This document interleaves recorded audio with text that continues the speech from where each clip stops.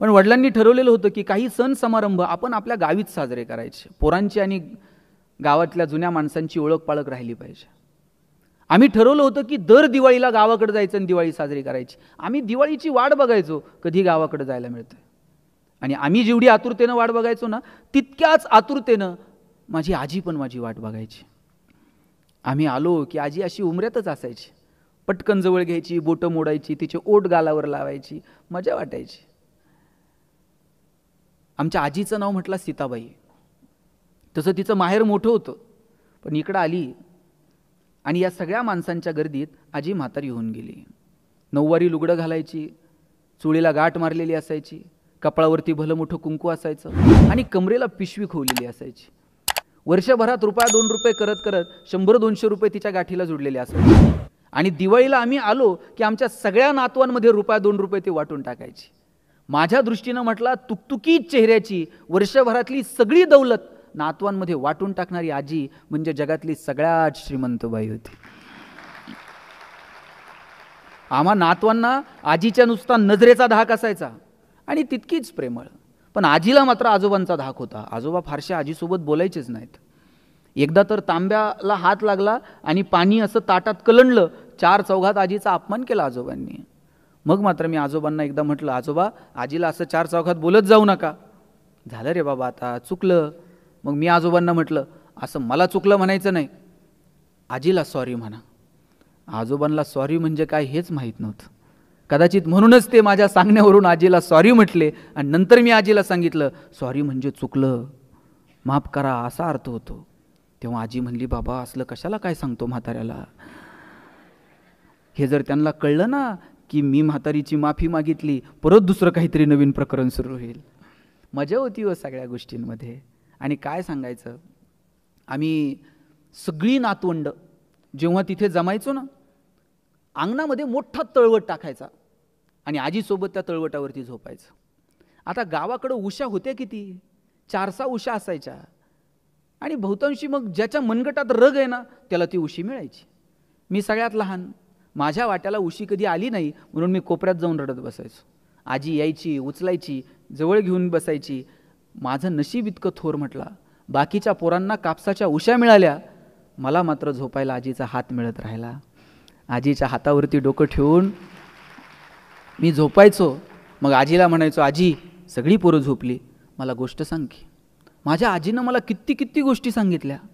सगळ्या गोष्टी जशाच्या तशा माझ्या डोळ्यासमोर आहेत.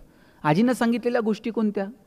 सीतेची, कौशल्याची, शापानं दगड झालेल्या अहिल्याची, ज्ञानोबरायांची रुक्मिणी, चोखोबा महाराजांची सोयराबाई, सगळ्या बायांची दुःख आजीनं मला लहानपणी सांगून टाकलेली. सीतेची गोष्ट सांगताना तर आजी इतकी हळवी होऊन जायची. आजी म्हणायची, सीता तशी जनकाची लेक, मोठ्या घरात जन्माला आली, घर पण तिला मोठं मिळालं, अयोध्येची राणी होणार होती, पण तिला आदल्या दिवशी कळालं रामाला राज्य नाही, रामाला वनवास आणि भरताला गादी. पण एक शब्द उलटा बोलली नाही. नवऱ्याच्या पाठीमागं वनवासाला निघून गेली. तिला अयोध्येच्या राजवाड्याचा सुद्धा मोह झाला नाही, पण कुठं माशी शिंकली माहीत नाही. जिला अयोध्येच्या राजवाड्याचा मोह झाला नाही, तिला वनवासात असताना सोन्याच्या हरणाचा मोह झाला आणि तिथंच प्रकरण फसलं. एकदा त्या सोन्याच्या हरणाच्या मोहात पडली. प्रभू रामचंद्र त्या हरिण पकडायला निघून गेले आणि रावणानं मात्र सीतामाईला पळून नेलं.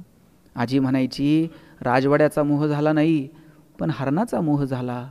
बाई, आम्हा बायकांचं जगणंच मेलं असं.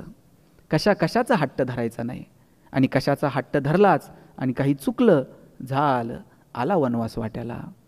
आजी बोलता बोलता मी कधी झोपून जायचो माझं मलाच कळायचं नाही. कितीतरी गोष्टी आजीनं सांगितलेल्या मला आठवतात. पुढे पुण्यात मी शिकायला आलो, मोठा झालो, कॉलेजला पुण्यात आलो. एक खोली करून मी आणि माझा मित्र राहायचो. परीक्षा जवळ आलेल्या होत्या, तब्येत जरा नरम गरम होती. वडिलांना फोन केला आणि म्हटलं, माझी तब्येत बरी नाही, परीक्षा आल्यात, काही दिवस आईला पाठवतं का? दरम्यान त्याच वेळेला आई पाय घसरून पडली आणि तिचा हात आता महिनाभरासाठी तरी गळ्यात राहणार होता. मग आता पर्याय काय? मग वडिलांना म्हटलं, आजीला तरी पाठवा. वडिलांनी आजीला पुण्यात आणून ठेवलं. आजी पुण्याहून नगरवरून पुण्याला येताना काय घेऊन आली? एक पिशवी, त्याच्यात 2 लुगडी, एक छोटासा आरसा, केस विसरायची फणी, एक मेणाची डबी एक कुक्काचा करंडा आणि एक हरिपाठाचं पुस्तक. एवढ्याशा खोलीत आजी येऊन राहिली, पण आजीनं त्या खोलीचं घर करून टाकलं. आम्ही अभ्यासाला बसलं का आजी शेजारच्या मंदिरात जायची आणि हरिपाठ वाचत बसायची. माझ्या परीक्षा झाल्या, तब्येतही आता बरी होती. गोळ्या औषधं तर सुरूच होती, पण आजीच्या नुसत्या येण्यानं सुद्धा माझी तब्येत बरी होऊन गेली. आता 2 दिवसानं वडील आजीला घ्यायला येणार होते. वडिलांनी सांगितलं, 2 दिवसानं आजीला घ्यायला येतोय रे. मी पैसे साठवून आजीला साडी घ्यायचं ठरवलं. आजीनं लहानपणी एवढ्या गोष्टी सांगितल्या. मी साठवलेल्या पैशातून आजीला साडी आणली आणि म्हणलं, आजे नेस की गं. आजी म्हणली, नाही बाबा, गावाकडं जाईन आणि थोरल्या जावला नेसायला देईल आणि तिनं एकदा घडी मोडली का मग मी नेसल. इथं जुन्या कुणी बायका असतील तर त्यांना विचारा. नवऱ्यानं जर वर्षाकाठी साडी आणली तर पहिल्यांदा स्वतः नाही घालायची, आधी जावला म्हणायचं, बाई तुम्ही घडी मोडा मग मी घालते. आता तरुण पुरींला घडी मोड हा शब्द तर माहीत आहे का? आणि आपण कुणाला घडी मोडायला देतो? लगेच फोटो, लगेच स्टेटस, आणि दिवसभर बघायचा कुणी बघितलंय, कुणी बघितलंय. नवी कोरी साडी आणून आजीला दिली, पण आजीला त्या साडीचा सुद्धा मोह झाला नाही. 2 दिवसानं वडील येणार होते, आजीला घेऊन जाणार होते, पण त्याच दिवशी संध्याकाळी फोन खणखणला. आजोबांनी सांगितलं, 2 दिवसानं येणार होतो, पण बाळा आजीला घे आणि लगेच नगरला यायला निघ. आजोबा गेले. सांगावं तरी कसं आजीला? आजीला म्हटलं, आजे आजोबांची तब्येत बरी नाही, लगेच निघावं लागतंय. गडबडीत आम्ही शिवाजीनगरला आलो, एसटीत बसलो. आजीची पिशवी मात्र तशीच खोलीवरती विसरून राहिली. काहीतरी गडबड आहे याची कुणकुण आजीला लागली असावी. सारखी पदर डोळ्याला लावून खिडकीतनं बाहेर बघत होती. गावाकडं पोहोचलो, सगळं तिच्या समोर होतं. सीतेला तरी सोन्याच्या हरणाचा मोह झाला. आमच्या आजीला साध्या लुगड्याचा मोह नाही, पण तरीसुद्धा तिच्या वाट्याला कायम वनवास आला. तिच्याच कुणीतरी मैत्रिणींनी तिच्या पायातले जोडवे काढले आणि तिच्या हिरव्यागार बांगड्यांवरती टिचकी मारली. आजी एकटी पडली. दिवसामागून दिवस उलगडत गेले. 6 महिने गेले या घटनेला. एरवी भरभरून बोलणारी आजी आता घरात बोलत नाही, एकटीच असते. 6 महिन्यानं ठरवलं पुन्हा आजीला भेटायला जायचं. मित्राला घेतलं आणि आजीला भेटायला आलो. 2 दिवस आजीसोबत खूप बोलायचा प्रयत्न केला, पण आजी काही खुलली नाही. जाताना आजीला म्हटलं, आजे तुझी पिशवी खोलीवर राहिली होती, तेवढी घेऊन आलो, आणि ती पिशवी आजीकडे दिली. आजीनं सामान खाली ओतलं. 2 लुगडी, एक मी आणलेली नवी कोरी साडी जी तिनं कधी वापरली नाही, एक केस विसरायची फणी, एक कुंकाचा करंडा आणि मेणाची डबी. कुंकाचा करंडा, फणी बघितली आणि 2 दिवसापासून शांत असणारी आजी गळ्यात पडली आणि तिनं हंबरडा फोडला. आता काय करू रे याचं? ही फणी, हा आरसा, हे कुंकू, आता काय करू मी याचं? ज्या आजीच्या हातावरती डोकं ठेवून मी लहानाचा मोठा झालो, ती आजी आता आज माझ्या खांद्यावरती डोकं ठेवून रडत होती. माझ्या खांद्यावरती आजीचं डोकं होतं, पण मला त्यात सीता दिसली, लक्ष्मणाची पत्नी उर्मिला दिसली, ज्ञानोबांची आई रुक्मिणी दिसत होती, अहिल्या दिसत होती. जगातल्या सगळ्या बायांचं दुःख आजीच्या डोळ्यातून ओरगळत होतं. आजीला टाटा बाय बाय केला आणि निघून गेलो. वर्ष सरत गेली. आम्ही सगळेजण आमच्या संसारामध्ये रमत गेलो. आणि एक दिवशी मला असं वाटलं की आपणही आपल्या लेकरांना काहीतरी गोष्टी सांगायला हव्यात. आजीच्या गोष्टी ऐकून आम्ही लहानाचे मोठे झालो. आपल्याही पोरांना थोडासा गाव कळायला हवा, आपल्याही पोरांना थोडासा निसर्ग कळायला हवा, आपल्याही लेकरांना नातीगुती कळायला हवीत, आपल्याही लेकरांना थोडासा अभाव प्रभाव कळायला हवा. आणि म्हणून ठरवलं या वर्षीच्या दिवाळीला पोरांना घेऊन गावाकडे जायचं. यावर्षी दिवाळीला गावाकडे गेलो. माझ्यासोबत माझी मुलगा होता. आता वाड्याच्या भिंती खचल्या होत्या. पोरं आपापल्या दिशेला पांगली होती. वाड्याच्या भिंतीवरती आजी आजोबांचे फोटो तेवढे होते. पोरांना गाव दाखवलं, पार दाखवला, मंदिर दाखवलं, नदी दाखवली. संध्याकाळी तळवट टाकून आम्ही अंगणात झोपलो. माझ्या लेकीचं डोकं माझ्या हातावरती होतं आणि माझी लेक आकाशाकडे बघत होती.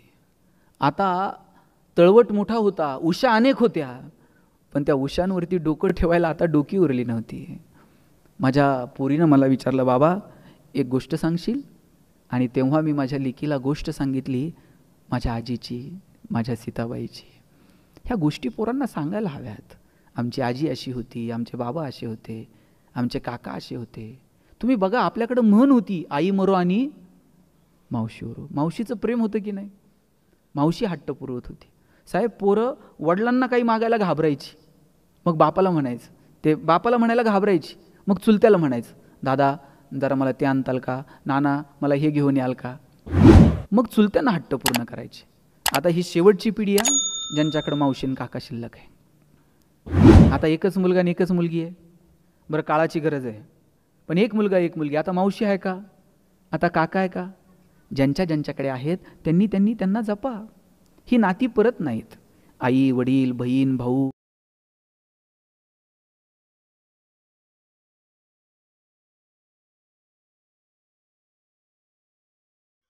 इंदुरेकर महाराज कीर्तन, आपले कीर्तन इंदुरेकर महाराजांचे कीर्तन.